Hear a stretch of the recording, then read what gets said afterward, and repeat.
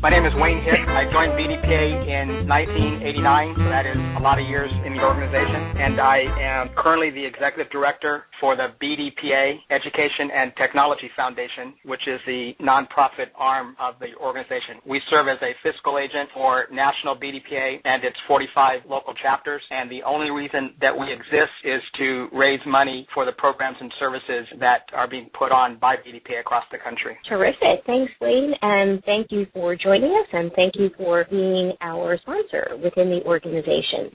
Wayne, BDPA started out as an organization that its original name was Black Data Processing Associates. Share with us, how has the organization evolved, and why does the Education and Technology Foundation exist, given where BDPA is today? The organization has evolved much like the industry and like technology has evolved over the course of the past 35 years. The original name reflects the fact that there were a lot of mainframe programmers that were part of the founding group, and that's where the data processing began, if you will. Folks literally were hanging tapes and literally were programming with Fortran cards and the like. Of course, technology over the past 35 years has changed tremendously, and now there are job classifications, there are employers, there are corporations, there are entrepreneurs, there are courses of study that go across a wide realm of what we now know as information technology. And so BDPA has evolved to the fact that we don't really use the full legal incorporated name. We just go by our acronym of BDPA, and its vision is to advance the careers of African Americans in the IT industry from the classroom to the boardroom. And so that's what you see across the country,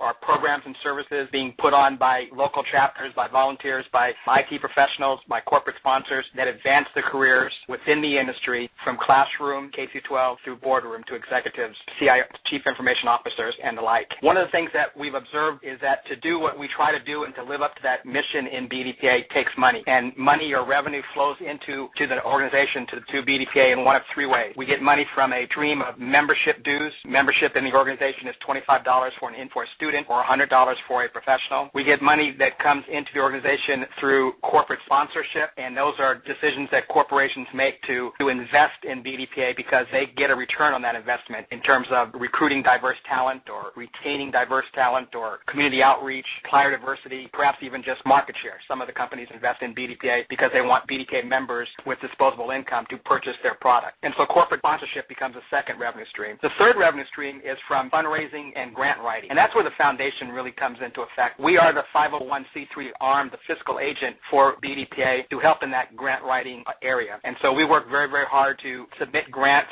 to get funding for programs at a national level and funding for the local chapter program. So, for example, we're currently working on a $25,000 grant that the American Honda Foundation provided to us, and we'll be making an announcement at our annual conference on how that money is going to be dispersed. The bulk of that money will be dispersed based on the activity of BDPA chapters around the country in our K-12 youth education program. BDPA Los Angeles chapter is on the line right now. They put in a request to the foundation earlier today, this morning, asking for $5,141 to help them with travel and transportation to Chicago in August for that conference. And, they're hearing it today right now for the first time, but we've approved that request, and so they're going to be receiving that check for that $5,000. That's why we exist, to try to help the chapters that are doing the hard work, the heavy lifting, so they can continue to flourish. Wow. There's nothing like really having the perspective and then understanding how the organization serves its members and how the organization is able to provide those services on a regular basis. Now, Wayne, one of the things that I recognize is that BDPA is definitely in your blood. You've been a BDPA member since 1989. You've been a BETF executive director since 2006. I've watched over the years as you've led the BDPA Cincinnati chapter from 1999 to 2001, and then was the national BDPA president from 2004 to 2005. As you've transitioned and really taken a hold of the Education and Technology Foundation, what one story sticks out in your mind that when you think about the work of the foundation helps you communicate to the members, the corporate sponsors, and also the foundation, why BDPA is really serving its mission and serving its members.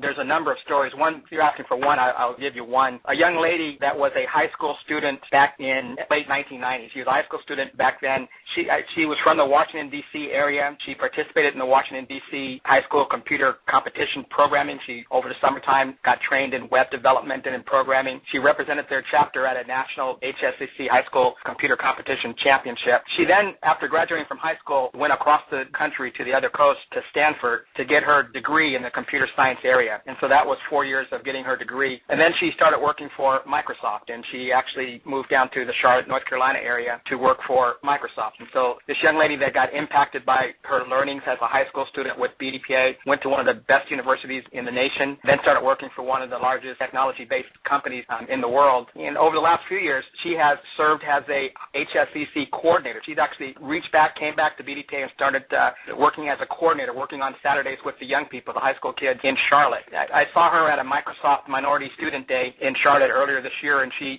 is now recently married within the last few months, and she's explained that she's getting ready to take a leave of absence to go after her dream of getting her master's and then her PhD in the computer science field. And I expect at some point, as I follow her story, she'll become an owner of her own business. She'll become a nationally known executive in the technology field. She'll be one of our true classroom to the boardroom success stories. Her name is Stephanie Lampkin, was her student name, and now it's Stephanie Brown. She is a story, and there's 1,000 points of light within BDPA of stories like that that can be told. But times when I get frustrated, I think of young people like Stephanie and how what we do on Saturdays and after work and the way that we touch people, whether they're young people or IT professionals, truly makes a difference. Wow, that is a great story. And I think that one of the things that we will certainly continue to do on the Internet Radio Show is highlight emerging BDPA leaders. Thank you, Wayne.